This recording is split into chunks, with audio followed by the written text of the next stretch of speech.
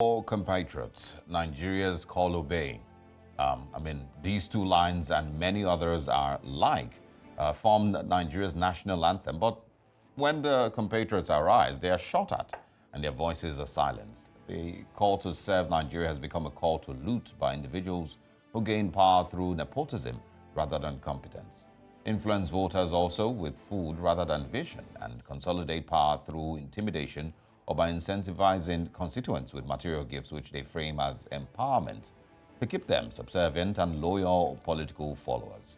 The outcome of the 2019 and 2023 presidential election further eroded public trust in the ability of the Independent National Electoral Commission to organize competitive elections unfettered by the authoritarian influence of the ruling class. What about obedience to the rule of law?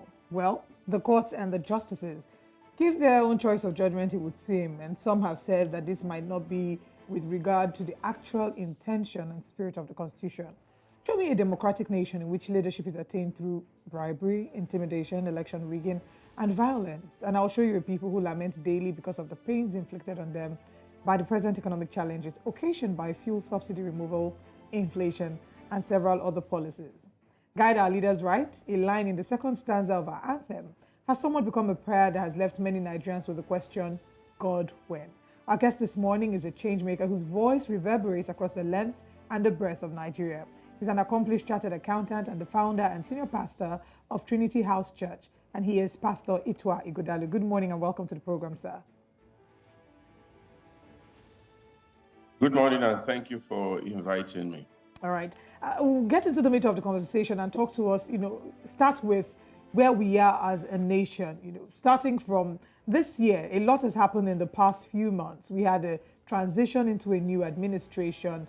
A lot of Nigerians had hopes as to where they had expected Nigeria to be. A huge number of Nigerians have been grossly disappointed. Some will still say that we're right on track. From your analysis, where are we as a nation?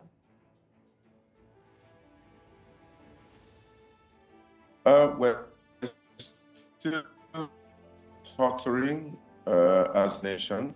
I cannot firmly say that we're right on track because one of the things that may have given Nigerians a lot of reassurance that we're about to turn a new leaf is if INEC had conducted the elections according to the terms and conditions that they had promised Nigerians. And since that didn't quite happen, a lot of Nigerians are still a little bit apprehensive. And most of us, or most Nigerians, on let's wait and see, and let's still be hopeful, okay? Nigeria's problems didn't start today. Nigeria's problems started even before Nigeria was put together as a nation by the people who founded Nigeria.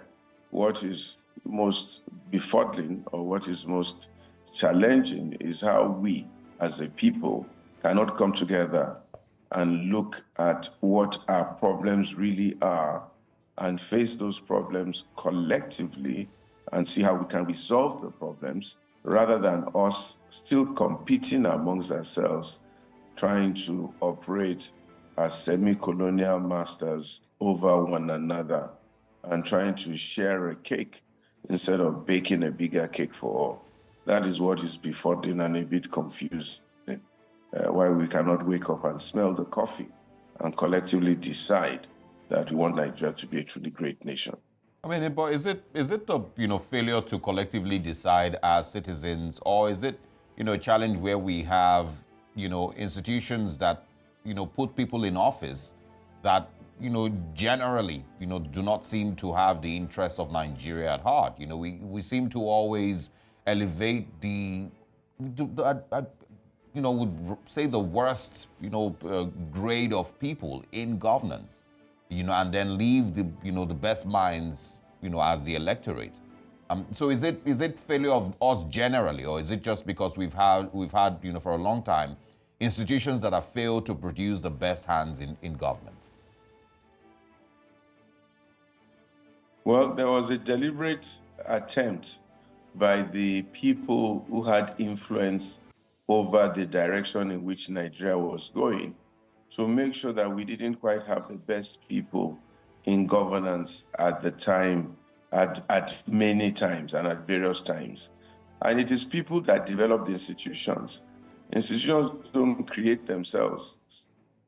So when people keep talking about institutions, I find it very amusing because an institution cannot create itself. It is some people that decide that this is the kind of institution that we want, that make the rules for the institution, lay the foundations for the institution, and hopefully lay a good foundation for an institution that will outlive itself based on culture, policies, and practices and rules that were established at the foundation of that institution. If that has failed ab initio, then the institution itself will fail. So let's not think that an institution is an automatic thing that we just establish by itself. It is people that make the institution.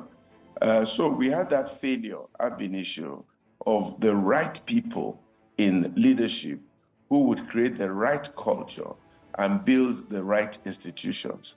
Once that failed, the foundation failed.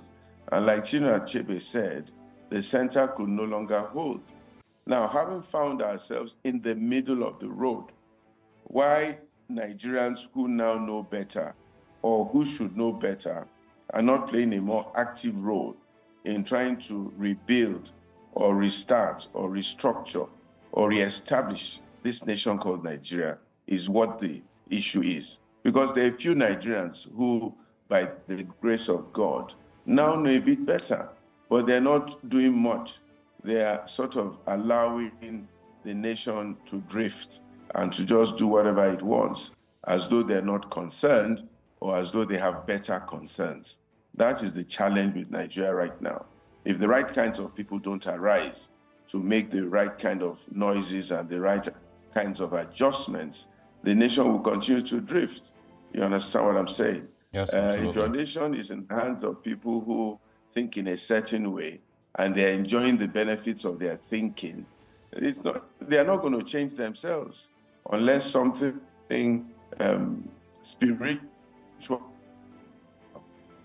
or something different or something through divine happens to them. You are in a position, you are enjoying yourself, you are having a good time, people around you are in trouble. You are not going to change unless you are forced to change. It's not the first time this is happening in the world. The feudal system in Europe, in France, in Britain, was challenged by people. Otherwise, we still have a feudal system in Britain today, if people didn't arise to challenge that system. Okay, so much is being challenged, and one of such is the interventions that the federal government has put in place to cushion the effect that the fuel subsidy removal and the increase of the fuel subsidy removal has caused on the increase of price of goods and services. Now, one of the measures, the government, the President Tinubu did give a speech in his State of the Nation address some months back where he talked about some of the measures and the policies that are put in place. And we've seen that in the past few months, one of the conversations that has dominated the media space would be that of palliatives. While some argue that it's a failed plan, has never and will never be able to mitigate the harshness that the current state of the economy is causing Nigerians. Some others argue that that's a great path to thread. So I'd like to find out what exactly your thoughts are on the provision of palliatives to help Nigerians, palliatives in terms of food, monies, transfer of monies directly to their bank accounts. Do you think that this is a laudable move to be able to mitigate the harshness that Nigerians are currently experiencing? You see, one of our problems in Nigeria is that we're not being truthful and realistic with ourselves. Whatever palliatives the government is going to give is what you call a placebo that you give a baby that is not truly fundamentally providing anything other than comfort for a season. No nourishment, no nutrients, no improvement to that baby's life. It's just saying, keep quiet, stop shouting. But at the end of the day, the placebo will fail. And those palliatives have to be funded. They have to be financed by somebody. So it's taking money from fuel subsidy, investing in palliatives. The issue in Nigeria is structure. Unless we produce And unless we keep producing, and unless we keep managing our economy in the most efficient and cost-effective way, we will always have a problem in one sector of the economy or the other. We will have a problem because we're not producing enough as a nation. That's the simple problem with Nigeria. And the other problem is that whatever little we're producing, some people in authority and in power, and some people are not managing those resources effectively. They are misallocating those resources, some of which is going largely into their own personal pockets and leaving the rest of Nigerians to scramble for the little that is left. And when there's so little left to feed so many mouths, people will go hungry. It's the simple problem with Nigeria. It's not a question of fuel subsidy. Okay, I mean, Really functioning economy. And that is what the government should address. If that is addressed, there will be neither need for subsidy nor palliatives. The economy will be running. So we need to wake up and tell ourselves the truth and decide on how we can build up our economy so that it's a productive economy. People are efficient, people are producing, people are eating what they produce, people are exporting out of Nigeria and making money from other countries. That is simply what China did that transformed the economy. They didn't give themselves palliatives. All right, Pastor Ighodalo, I also want to get your thoughts on the government, since it came in, has continued to ask Nigerians to, tighten their belts, said that it's going to be a tough period before it gets better. But we don't see, a lot of, of the same, we may have lost not lost the connection, rather, with Pastor Ighodalo.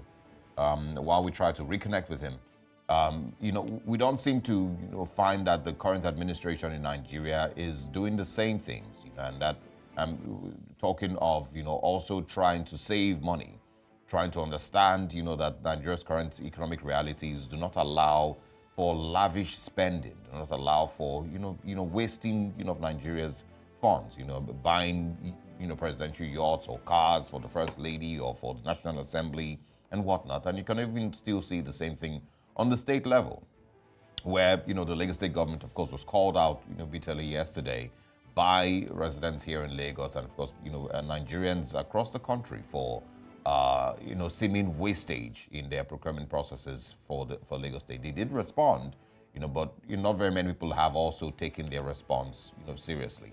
A lot of people still see that there's a ton of red flags in that response and in the procurement processes for the state. But just to mention, it's not just Lagos State; it's across the whole country, and every single state House of Assembly, turns their face away, turns their eyes the other way, while these, funds are being wasted, and not reflecting on the current economic realities here in Nigeria, which is really, really heartbreaking. Very heartbreaking indeed. I'm hoping that we can establish reconnection with Mr. Ituah Ighodalo, but some of the conversations that you've highlighted, how these people who are at the helm of affairs have plundered Nigeria's commonwealth.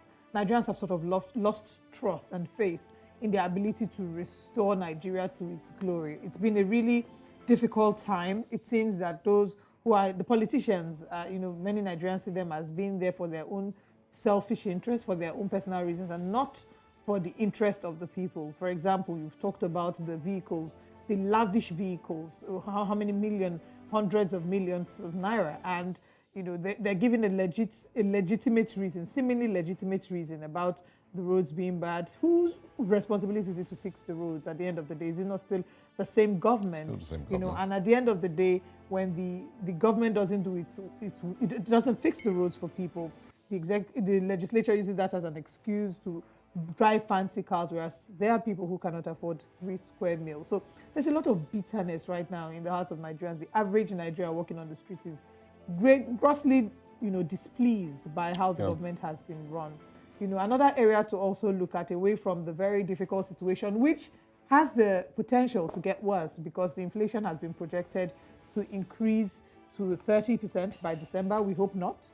We certainly hope for better times. Another area to look at would be the supremacy of the law over the rulers and the ruled, and the ability for checks and balances to still be a conversation we're having in 2023. How well would you say each arm of government respects its boundaries and the independence of the other arm? Looking at the executive, can we say for certain that the executive respects the legislature?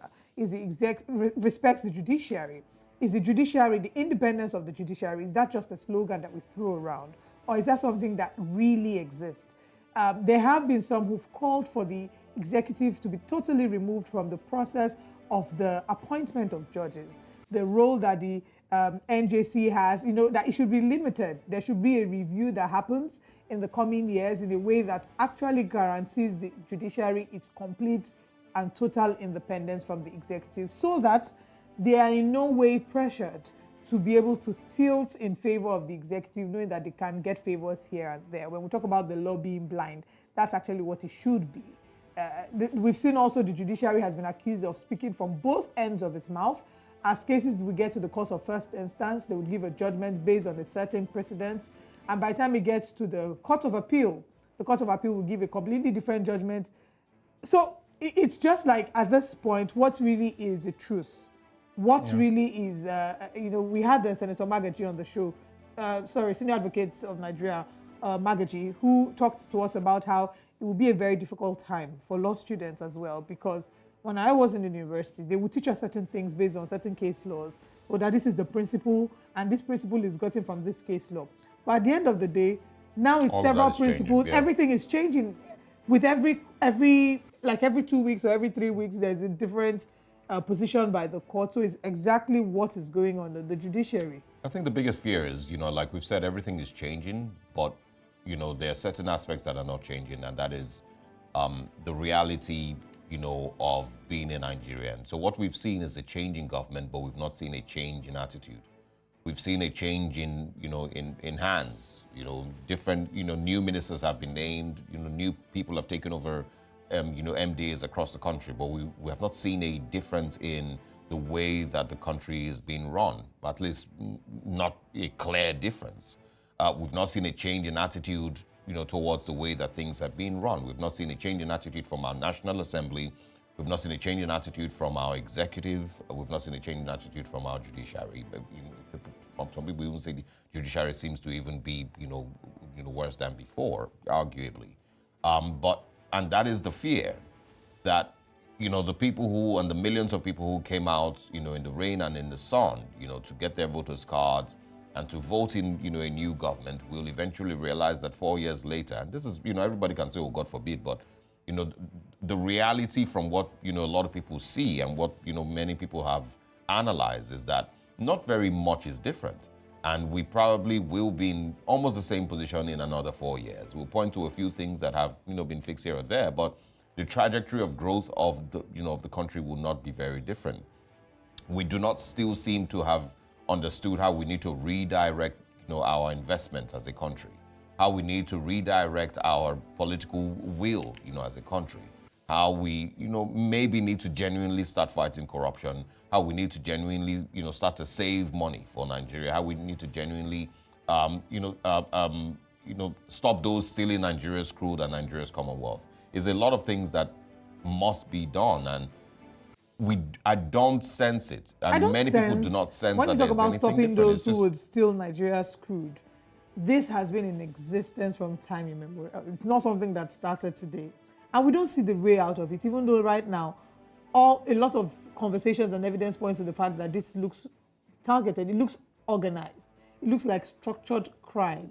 Yeah, and it doesn't seem, there are certain people who are benefiting from this. Unfortunately, it doesn't look like anything is going to come out of it in the nearest future. But the point is that I don't think there's anything that the Nigerian government can't change if it's serious enough. Anyway, Pastor Ighodalo, welcome back. We apologize for the poor connection there. We have of course, time constraints. So I would like that you go on and quickly just share with us, your thoughts on where the current Nigerian government, for you now, you're a church leader, so you might be speaking as a church leader, or you might be speaking as Ituah Ighodalo himself. Do you see any signs? Do you have any faith in what we currently have as a Nigerian government? And I'm talking about the different arms of government. Do you think, or do you sense that, hopefully Nigeria might get it right this time with the current people that we have in office and the things that they've done so far? Well, to be honest, and I'm being very honest with you, it's a bit of a mixed bag. It's a bit of a mixed bag because fundamentally the process that brought this present government in was a flawed process. We must all admit that. We must not try and put our heads in the sand. INEC promised a certain type of election. They gave us a different type. So everybody is having what they call issues or challenges with that, and so on and so forth. The second is that the cost of the politics itself, it was phenomenal, and it's, for most people, it's an investment, and they must recoup that investment. So structurally, we must change the way in which we fund our politics and engage our politicians. They spend so much money that it's bound to distort their response to the economy when they get it. So the first thing that's going to happen is a recouping of costs. And that recouping of costs is going to end up again misaligning the economy and making sure that the monies are again going into the wrong places. And that's just the reality of life. A man cannot invest billions trying to win an election, and then he gets into position and you expect him to just twiddle his thumbs and look the other way. No, it's an investment. So are you saying that you feel like the current administration didn't, come in through the, right, there's a certain politician that I would say came in through the window. Are you then saying, that you do not think that they won the election? Well, they may have won. I'm not in a position to say who actually won and if the votes were what the votes were. What it is that the process by which the votes were counted and collated left a lot of questions. The irony really is that they may even have won.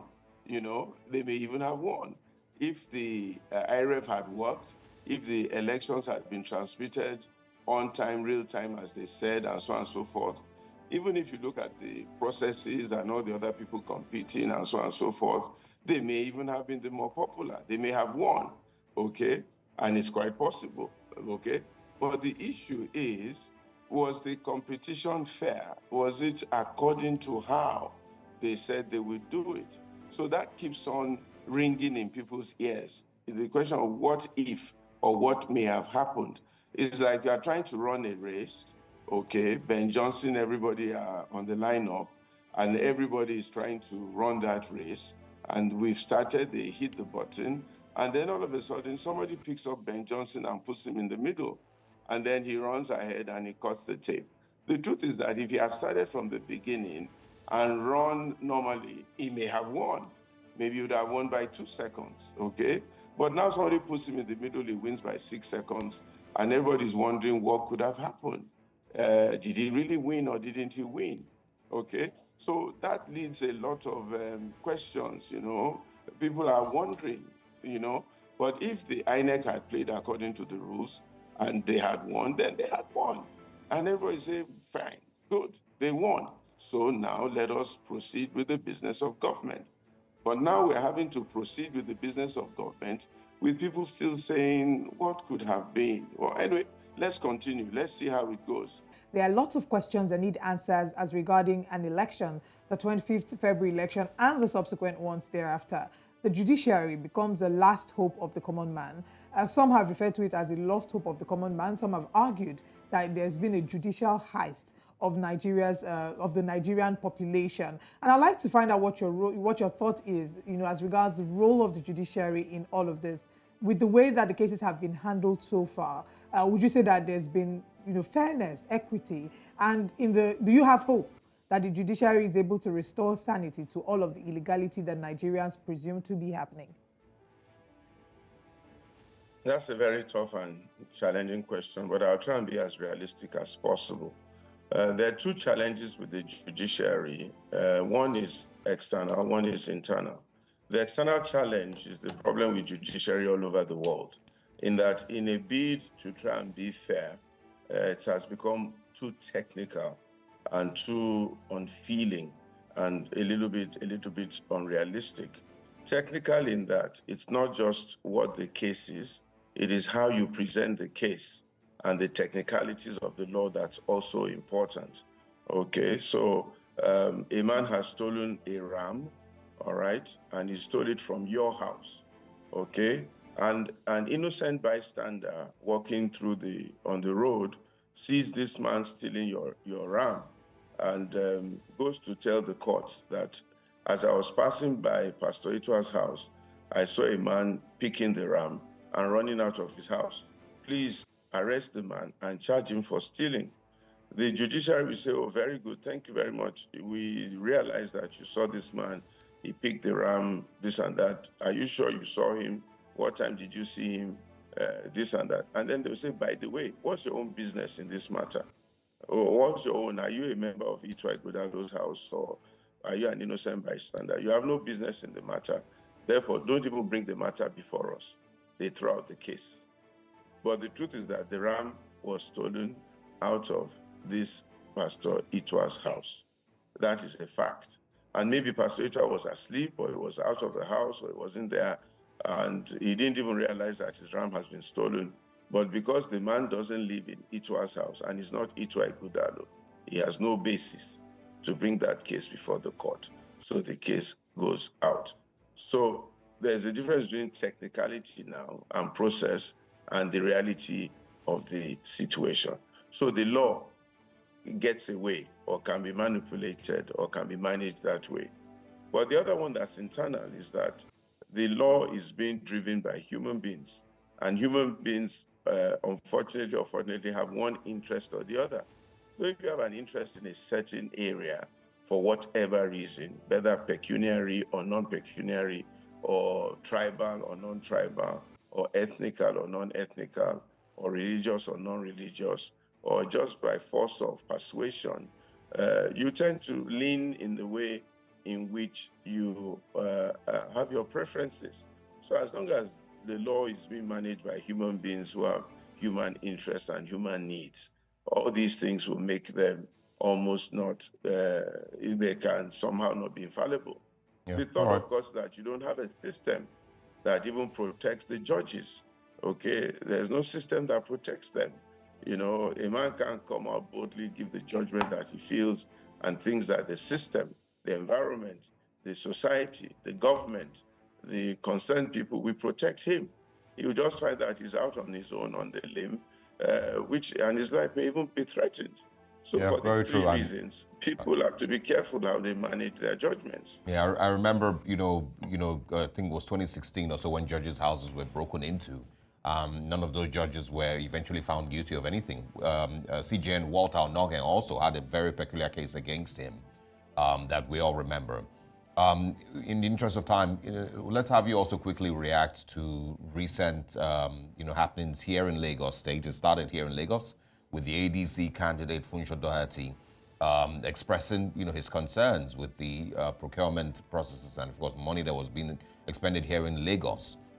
And then we find out that it's not just in Lagos. I mean, everybody knew that it was also happening in different parts of the country, where billions of naira were being wasted or being spent on things that didn't necessarily reflect, the current economic realities in Nigeria. President Tinubu has asked Nigerians to tighten their belts. The Lagos State government, of course, is spending 440 million naira on Lexus, Jeeps. They are buying cars for the First Lady's office. National Assembly is buying cars for 160 million. So let's quickly react, get your reaction to the government telling Nigerians to tighten their belts so that, things will get better while not doing the same thing. And of course, here in Lagos also in particular. Well, I don't know too much about Funsho Doherty and what's going on in Lagos, to be honest. Let me be fair. But this has been government and government attitude all over Nigeria for many years. It didn't start today. And also it's the response to humankind. Humankind, we would take care of ourselves first, before we take care of other people. So this is what is also missing in Nigeria, that leadership that is self-effacing, that leadership that is interested in the common man, that leadership that truly wants to be fair, and that leadership that truly wants to sacrifice, little bits of their own comfort to make sure that everybody else is fine. I mean, this thing transcends from the thinking, even in the plane.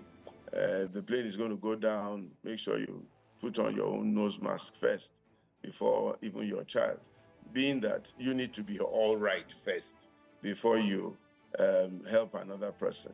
But how all right is all right, and what is needed, and what is essential, and what is critical, this is where the lines are blurred, and where little bits of luxury and unnecessaries come into play, into people wanting first to be all right before they now start sorting out their neighbor. Unfortunately, in Nigeria, there are no boundaries, there are no rules. So if you're in charge of the treasury, you use 80% to 90% to take care of yourself.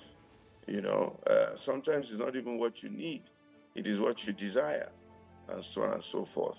So take, for instance, I don't know who brought in the presidential yacht into the budget. Yeah, the president might need to go on boat from time to time, but there might not be a need to have a whole yacht. The Queen of England has a whole ship to herself. This is part of the feudal system that makes England a difficult place to even live in, which people don't realize. They've managed to get away with it. An entire Buckingham Palace that people, just a small family, is living in. They've gotten away with it. But we don't have that kind of luxury in Nigeria. So the president can hire a boat once in a while if he needs to go on whatever travel on the water. But we don't need to sit down a whole yacht for years and years being maintained just because somebody's going to use it once or twice a year. These are the areas of inefficiencies that we need to look at and be realistic as a country. Well, How many cars does exactly, like how many cars can one person drive? And of course, How the many cars can arguments, one person drive? exactly. How many cars does the president need? How long does his convoy have to be to guarantee his safety? How many In SAs and America, SSAs do they need at the end of the day? Well, some of the arguments that we've heard in defense, quote unquote defense of the yacht, would be that it wasn't from this administration, it was from President Muhammadu Buhari's time, and then they will say to you that it's a cover name, it's supposed to be used for the Navy, and it's not necessarily for the president, but that the name of the vessel is the presidential yacht. But all that, Nigerians don't seem really to be buying all of this defense and all of these excuses, because indeed they have to cut the budget if they're asking us to tighten up. I think my final question would be the role we as Nigerians have to play in holding the government to account, the role that the religious organizations and religious heads have to play in holding the government to account. well, let me just go back a little bit on the presidential yacht. I mean, you can call it whatever name you want, and it can come from Buhari administration or even from Gowon's administration. We're talking about the presidency here and the people that have occupied that position. And therefore, we need to look at it from that perspective. I'm not even throwing any stones as to any administration or whatever it is, but we need to look at the office, and the office has to behave itself. Talking about the role religious leaders and Nigerians need to play, one of our problems is ignorance, a lack of knowledge. People are generally ignorant in Nigeria as to what's going on, and those who are knowledgeable don't show enough concern because of various interests. And then, to some extent, religion has failed a little bit because some of us religious leaders don't even know what our role is in trying to help and build a nation. And a lot of us are also protecting one interest or the other here and there. Again, you can't blame people for being human beings. These are human beings. They have interests. They have things they want to take care of. But what it is that we must continue telling ourselves the truth so that the truth can make us free and really, really go by the religion that we profess and say what really are the honest teachings of this religion and how do we propagate those teachings to help our nation. So we religious leaders need to really talk to ourselves and be true to ourselves and true to the God that we serve. Yeah, but do you see a lot of that happening? And I'm talking about the Not honesty now, because we've seen, I mean, prior to the elections, and of course after the elections, we saw, a few, of these church leaders, maybe also, leaders in other religious bodies get called out, for statements that they made. So do you see a lot of honesty among religious leaders in Nigeria today? Not really, in fairness, not really. The truth, again, is that they also are human beings. The problem that affects the judiciary affects the church, and so on and so forth. And we're all, like I tell people, we're all work in progress. We're all work in progress, trying to make ourselves better. What is a bit frightening is us religious leaders not trying to really face the truth and be honest to ourselves and really try and go by the tenets of what we really are preaching and practicing. It takes a very brave man, a selfless man, a fearful man of God, a man who really fears God, to really be able to chest out and say, let us tell ourselves the truth.